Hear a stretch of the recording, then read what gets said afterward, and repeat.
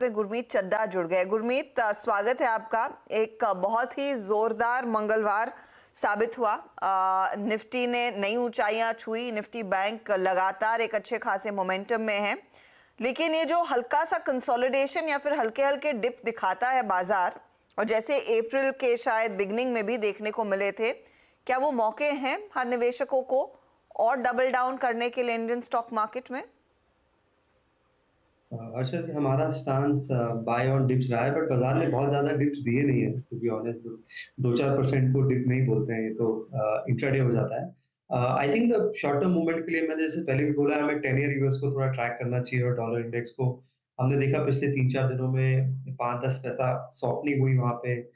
Dollar index थोड़ा सा कम हुआ, ब्रेंट क्रूड थोड़ा सा सॉफ्टर हुआ, तो उसका थोड़ा इम्पैक्ट हमेशा आपको देगा। वो रिस्क ऑन रिस्क ऑफ चलता है हॉट मनी का। लेकिन एक जो अच्छी बात है, जो जो एक बहुत अच्छा लॉन्ग टर्म ट्रेंड है, वो ये है कि आज आपका एफआईएस का होल्डिंग 62-63 लाख करोड़ है 4 ट्रिलियन के मार्केट कैप में, जो कि लगभग 16% के आसपास है। तो आपने नया हाई बनाया है, जबकि एफआई होल्डिंग्स पिछले, अगर आप सेकेंडरी मार्केट में देखें तो करीबन 5 से 6% कम हुई है, 22% से 16% आई है। तो ये अपने आप में मार्केट में स्ट्रेंथ है। और कुछ पॉइंट ऑफ, एक बार शायद इलेक्शन का जो इवेंट है पूरा होता है, हमारा बॉन्ड इंक्लूजन होता है जून में, मुझे लगता है एफआई फ्लोज भी वापस आएंगे, तो हमारा स्टांस बाय ऑन डिप्स का है। हाँ, बट थोड़ा सा आपको केयरफुल रहना है वैल्यूएशंस को लेके, क्योंकि सबसे बड़ी गलती भी इसी समय होती है जब बहुत ज्यादा बुलिश एनवायरनमेंट हो। जी हाँ, और मैं इनफैक्ट आपसे बैंक्स पर राय लेना चाहूंगी, बैंक्स और फाइनेंशियल्स खास तौर से, क्योंकि यहाँ पर हमने देखा लास्ट वीक वो कोटक को क्रेडिट कार्ड को लेकर थोड़ा सा झटका लगा। इससे पहले कई और इंस्टेंसेस हो चुके हैं, चाहे वो पेटीएम हो, एचडीएफसी बैंक हो। ये जो फाइनेंशियल्स में इस समय सबसे ज़्यादा वेटेज है, आप अपने आप को कैसे पोजीशन करेंगे जहाँ पर स्टोरी और थीम और नंबर्स अच्छे हैं, लेकिन ये कुछ कुछ रिस्क आ जाते हैं? देखिए, बहुत क्लियरली लीडरशिप चेंज हुई है। कोटक और एचडीएफसी से आईसीआईसीआई और एक्सिस में गई है, प्राइवेट बैंक्स में हमने देखा है, और वो परफॉर्मेंस बैक्ड है, सिर्फ नैरेटिव नहीं है। आप देखिए, आईसीआईसीआई के बहुत शानदार नतीजे थे। एनआई ग्रोथ बहुत अच्छा है, कासा ग्रोथ अच्छा था, डिपॉजिट ग्रोथ बहुत अच्छा है, बाजार के बहुत बेहतर था। और एक जो बैंक में मैं हमेशा बोलता हूँ, हमेशा नंबर्स देखते हैं, कल्चर चेंज हमने आईसीआईसीआई में देखने को मिला है। जब से संदीप जी ने कारोबार संभाला, तो उन्होंने प्रोडक्ट वाइज टारगेट्स हटा दिए थे। तो अगर आप आईसीआईसीआई का ब्रांच लेवल का एट्रिशन देखेंगे तो लोएस्ट है। वहाँ पे कोई सेपरेट इंश्योरेंस का ऐसा टारगेट नहीं है। तो आपको ब्रांच लेवल पे प्रॉफिटेबिलिटी अचीव करनी है। इसका बहुत फर्क पड़ता है लॉन्ग रन में, और वो अब देखने को मिल रहा है। उसके अलावा एक्सिस में हमने देखा अच्छा टर्न अराउंड हुआ है, सिटी का एक्विजिशन अब हो गया है, उसके बेनिफिट उनको मिल रहे हैं। क्रेडिट कार्ड में मार्केट शेयर लगभग 14% हो गया है, और और उनका पर स्पेंड भी इम्प्रूव हुआ है। उसके अलावा वेल्थ मैनेजमेंट में अच्छा कर रहे हैं, अच्छा इंटीग्रेशन हो रहा है। तो वहाँ हमने देखा लीडरशिप जाते हुए। पीएसयू बैंक्स में हमने देखा है backed by credit quality turn around है, खाली इसलिए नहीं है कि पीएसयू सारे अच्छा कर रहे हैं। लीडरशिप चेंज हुई है, और मुझे ऐसा लगता है कहीं न कहीं शायद एक अपॉर्च्युनिटी बाजार देगा एचडीएफसी और कोटक में। बट क्लियरली जो लीडर है इस साइकिल के, वो आईसीआईसीआई, एक्सिस और मिड साइज में मे बी आईडीएफसी और फेडरल बैंक रहे हैं। उसके अलावा हमारी पोजीशनिंग फाइनेंशियल्स पे है, मुझे लगता है बहुत लंबा ट्रेंड है, चाहे सीडीएसएल है, कैम्स है। अभी आज केफिन के नतीजे बहुत अच्छे आए हैं। एनएससी बहुत अच्छा कर रहा है अनलिस्टेड मार्केट में, बोनस शायद अनाउंस करेगा 3 मई को। तो जो कैपिटल इंफ्रास्ट्रक्चर प्लेस है, वहाँ पे हमारी पोजीशनिंग अच्छी है। और हम सिलेक्टिवली अब थोड़ा-सा एनबीएफसीज़ पे भी देख रहे हैं, क्योंकि करेक्शन अच्छा हुआ है, चाहे बजाज फाइनेंस हो, चोला हो। पूनावाला के नतीजे बहुत अच्छे थे। और एक हमने छोटी एनबीएफसी ऐड करी है, यूग्रो यूग्रो कैपिटल। ओके, तो ये इंटरेस्टिंग ट्रेड्स उभर कर आ रहे हैं, और एक नया इन्वेस्टमेंट यूग्रो में गुरमीत ने किया है। अच्छा गुरमीत, ये ऑटो कंपनी और खासतौर से एमएनएम, ये नया लॉन्च क्या रेटिंग की तरफ इशारा है? अब कंपनी इस समय 5th पोजीशन पर है in the compact SUV market. 3 साल में क्या नंबर 1 पहुंच पाएंगे? जो कंपनी बोल रही है वो अचीव करना चाहते हैं। मुझे, यदि आपको याद होगा, जब इन्होंने पहले निकाले थे स्कॉर्पियो, बोलेरो और एक्सयूवी, तो इनका मार्केट शेयर लगभग 20% हो गया था हम्म। एसयूवी। आई थिंक उसको क्लेम करना चाहते हैं वापस से।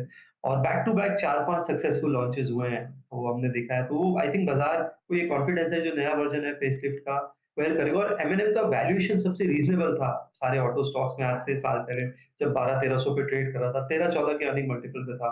और थोड़ा सा रूरल पे भी है, क्योंकि ऑटोमोटिव्स अभी भी एक स्मॉल पार्ट है। ट्रैक्टर में उनका मार्केट शेयर लगभग 41-42% है।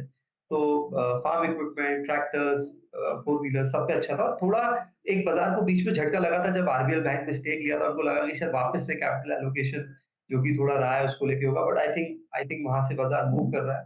तो हमारी one of the core holdings है ऑटो में, अच्छा करेगा। हमें टाटा मोटर्स भी पसंद है पोर्टफोलियो में। हमारा फोकस थोड़ा सा एंसिलरीज पे ज्यादा है, जो वैल्यू चेन है हाइब्रिड की और ईवी पे। हमें लगता है वहां डिस्प्रोपोर्शनेट अपॉर्चुनिटी आने वाली है। इंडिया एक ग्लोबल हब बनेगा ईवी का और हाइब्रिड का।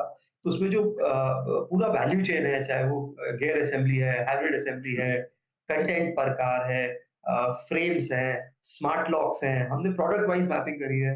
तो वहां हमें लगता है बहुत अपॉर्चुनिटी है, चाहे संधार है, चाहे सोना बीएलडब्ल्यू है, और भी बहुत सारे नाम है जहां हमें लगता है ज्यादा बड़ी अपॉर्चुनिटी उभर के आएंगी। तो ऑटो एंसिलरी प्ले में ज्यादा मौका। अच्छा, टेस्ला के इलॉन मस्क का ना आना और चाइना पहुंच जाना, क्या थोड़ा सा कॉशन रखना चाहिए ये ईवी एक्सपोजर वाली कंपनियों को लेकर? नहीं, नहीं, मुझे नहीं लगता है। मुझे लगता है टेस्ला के अपने कंपल्जन्स हैं, चाइना सबसे बड़ा मार्केट है, और जो उनका सेल्फ ड्रिवन कार है उसको उसका अप्रूवल था, तो कुछ रहा होगा। ये चीज़ें होती रहती हैं, बट इवेंचुअली इंडिया बहुत बड़ा मार्केट है। ऑलरेडी बीवाईडी अच्छा कर रहा है, लॉन्चेस कर दिए हैं, तो सूनर और लेटर टेस्ला को आना पड़ेगा। मुझे नहीं लगता चॉइस, और मुझे लगता है टाटा मोटर्स को बहुत बड़ा एज है ईवी में। तो जो हमारी लोकलाइजेशन है, जो गवर्नमेंट की पॉलिसी है कि 50% लोकलाइजेशन होना चाहिए 3 साल में, उस पर्पज से मैं कह रहा हूँ कि ऑटो एंसिलरीज और कुछ सिलेक्टिव ओईएम्स को बहुत बहुत फायदा होने वाला है। ओके, तो ऑटो एंसिलरीज एक अच्छा मौका और एक अच्छी पोजीशनिंग आपको दे सकती हैं।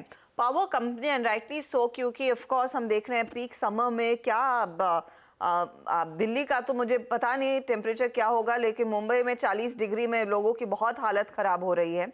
अब ये पावर कंपनियां, जहां पर वैसे भी सरकार ने कह दिया था कि पावर कट्स नहीं होने चाहिए, फुल सप्लाई कीजिए, रिटेल निवेशकों के लिए यहाँ पर कितने मौके होंगे और वैल्यूएशंस कैसे पॉइज्ड है, क्योंकि ये स्टॉक्स भी अच्छे खासे भागे हैं in the recent past, Gurmeet?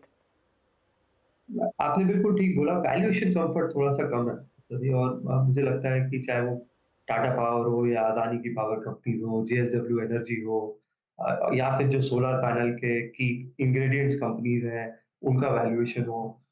एक जो वैल्यूएशन अभी भी थोड़ा रीज़नेबल है वो पावर ग्रिड है। थोड़ा-सा स्टॉक मुझे लगता है ब्रेकआउट हुआ है 270-80 में, क्योंकि आपको एनर्जी ग्रिड में भी डालनी पड़ेगी, और जो अगले 3-4 साल है मुझे लगता है कम से कम ढाई 3 लाख करोड़ का कैपेक्स सिर्फ ट्रांसमिशन लाइन्स का है। गवर्नमेंट का स्टेक ऑलरेडी 51% है पावर ग्रिड में, तो सप्लाई ओवरहैंग नहीं है। वैल्यूएशन 15-17 टाइम्स है, 4-5% का डिविडेंड यील्ड है, तो वो वहाँ पे मुझे लगता है वैल्यूएशन रीज़नेबल है। और थोड़ा-सा आपको पेशेंस रखना चाहिए इस मार्केट में, मार्केट बहुत अपॉर्च्युनिटीज़ देता है। और एक भी अगर कहीं भी किसी क्वार्टर थोड़ा भी, और क्योंकि एग्ज़ीक्यूशन जो होता है ऑर्डर्स का लंबे पीरियड में होता है, और बाज़ार को रिज़ल्ट चाहिए एवरी क्वार्टर, तो कभी ना कभी मिसमैच आएगा। और जब मिसमैच आता है तो बाज़ार किसी को नहीं बख्शता है। हमने देखा है, उसने कोटक एचडीएफसी को नहीं बख्शा, तो बाकी कंपनीज़ क्या चीज़ है। तो आपको थोड़ा पेशेंस रखना चाहिए, बट लंबी थीम है। थोड़ा-सा वैल्यूएशन मुझे लगता है हायर साइड पे है। एक थीम जो हमें ज़्यादा अच्छी लग रही है वो एनवायरनमेंट थीम है, जो प्रॉपर वेस्ट मैनेजमेंट की थीम है। मुझे लगता है हमारे metros are are really struggling, तो वहाँ पे थोड़ा हमने अभी फ़ोकस शुरू किया है, जो कि वेस्ट मैनेजमेंट है।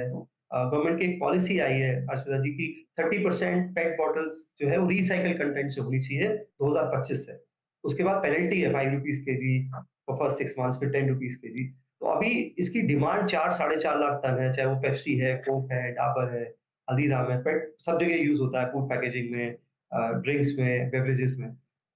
वो कैपेसिटी जो है इंडिया में सिर्फ 2 लाख टन है, और डिमांड 4 साढ़े 4 लाख टन है।